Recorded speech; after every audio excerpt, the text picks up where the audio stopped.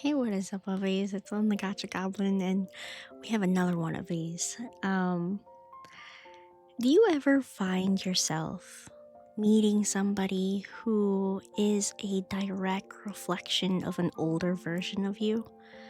It's some of the most insane things to see. It truly, truly is. And it's happened to me multiple times. And it it shows me just how much I've changed and reminds me of how I've affected other people in a negative way and sometimes in a positive way, but usually it's negative. um yeah, so when I was younger, I feel like I was a very conceited individual, you know. I didn't really care about what other people thought. I would think that I was always right. And I think that that is probably a trait of being an Aquarius. But I never really cared about what other people thought of me. And I also didn't really know who I was. And I was always trying to like fake being liked by other people, always changing my opinions just to be liked by someone else. And I met somebody who was like that, um, that particular version of me. And having a conversation with that person is like absolutely crazy. It's absolutely insane to have a conversation with that person because you'll say one thing, you'll be like, "Oh, today was really crazy, right?" And then the other person's like, "Yeah, absolutely crazy." And like if you wanted a definition of an echo chamber, that kind of person is an echo chamber. Like literally born to be an echo chamber, and it's actually some of the most insane things. Like there was this one time there was a song that was playing and I was like, "Oh, I really like the song." And then this person was like, "Oh yeah, I really like this artist too." And I walk away, right? And somebody else, makes a comment about that song next to this person being like, "Oh, I really don't like this artist," or something. And that same person who just said not 2 minutes ago that they like them, literally went, "Oh yeah, I don't like them either." I was like, "Whoa, wait a minute. Holy crap." I got a flashback of me when I was younger and I was like, "Oh god, it hurts." It hurt. um it hurt my soul to just to hear that. I swear to God, I am not lying or exaggerating at all about this. It was so true, and literally my jaw dropped. I was like, I didn't say anything. I didn't, comment about the situation. I didn't, call them out for being a liar or being fake or anything like that because I know that that person is still growing and still trying to find who they are because they're a relatively young person, younger person than me. And maybe they haven't gone through that change in life yet or that realization in life yet. But I feel like it will come eventually, you know? I feel like it comes for all of us eventually. Eventually we'll reach that stage of like, you know, F what everybody else thinks, you know, and just kind of like go for what we want and like what we like and not need to please other people. That whole people pleasing thing is just so dangerous. It's so dangerous to be that because now, whenever I talk to that one person, I. I try to like see because it's not often that I see them.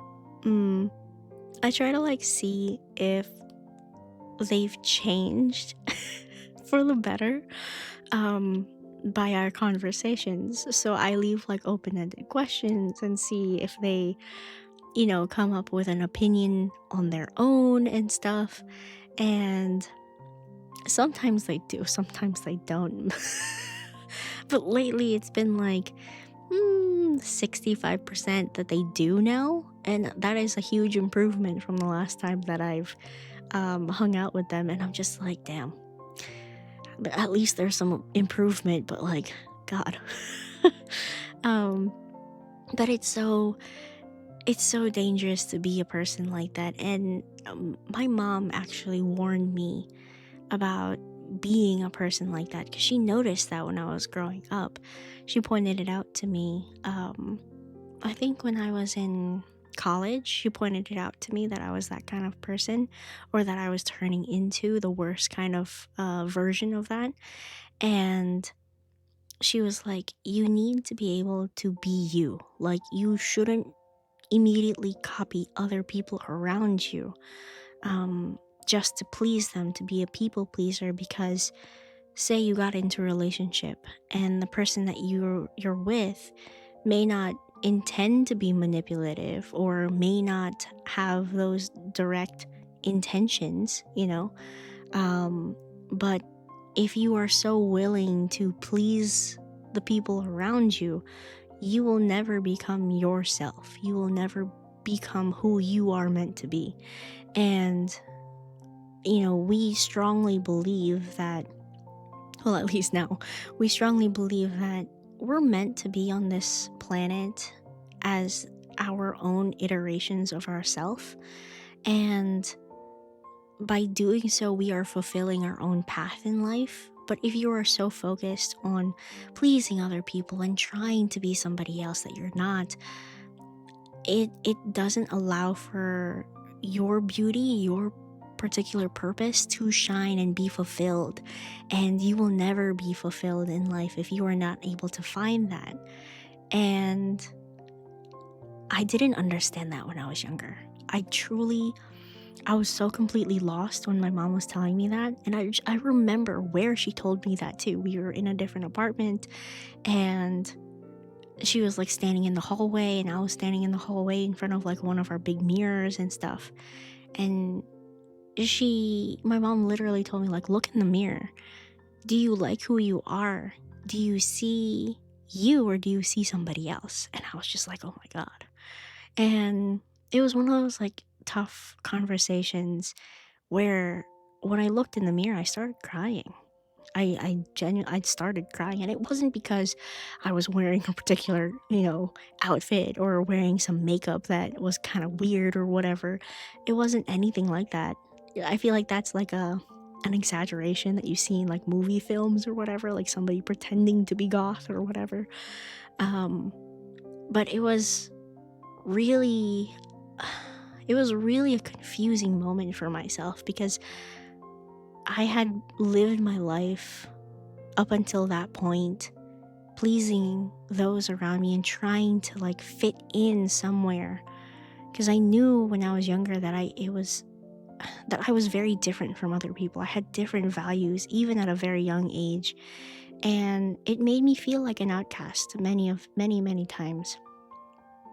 And I felt alone a lot of the times. I didn't really have friends that understood me.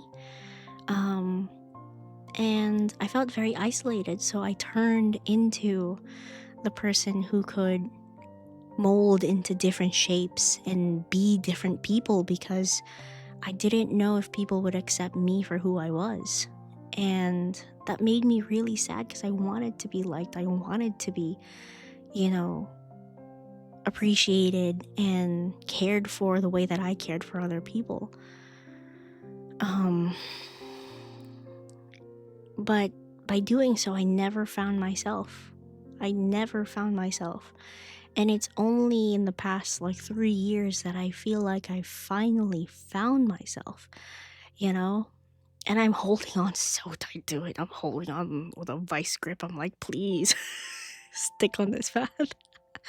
Um, uh, that's a joke. um, but yeah, it's been such a crazy growth experience.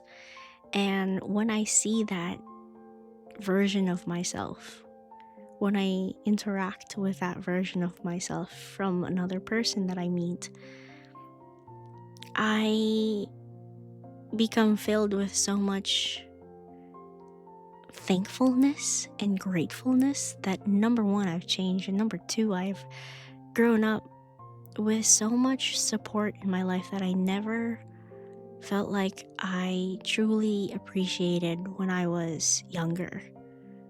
And I feel like crying right now. Whoa. Um, um, yeah, I don't know, guys. It's been crazy.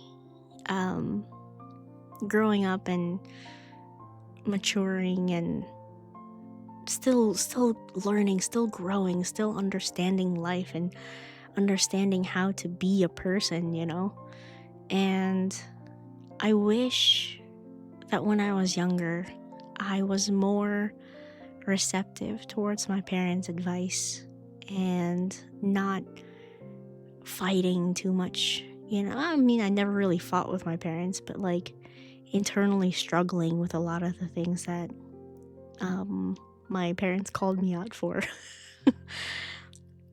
So, yeah, I feel like at least I hit the realization point before 30.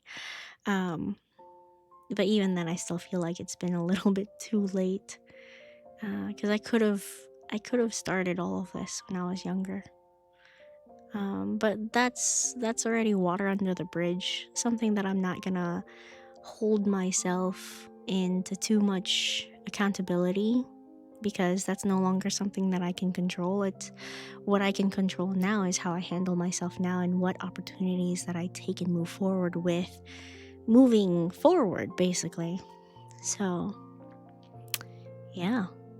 Whenever I meet somebody who reminds me of a flaw that I've had in the past, basically, a faulty version of myself, if we want to call it that, it's such an interesting learning experience. It really is. It really is such an interesting learning experience. And I feel like the universe introduces those kinds of people to you once you've already grown out of that stage to show you like, hey, this is who you were before and this is why you needed to work on yourself and why you went through all of these different struggles in life because you needed to learn a lot. And it's it's crazy. It really is crazy. The universe works in mysterious ways. It truly, truly does. And again, this is not the first time I've met somebody who's reminded me of my past self. I've met quite a few people who remind me of my past self, and I always get like, oh God. I get a little bit like shocked. um, so yeah. There's also like a whole saying of like the universe introduces you to people who will teach you lessons. And I think that that's actually a good topic for another video, but um there is that too.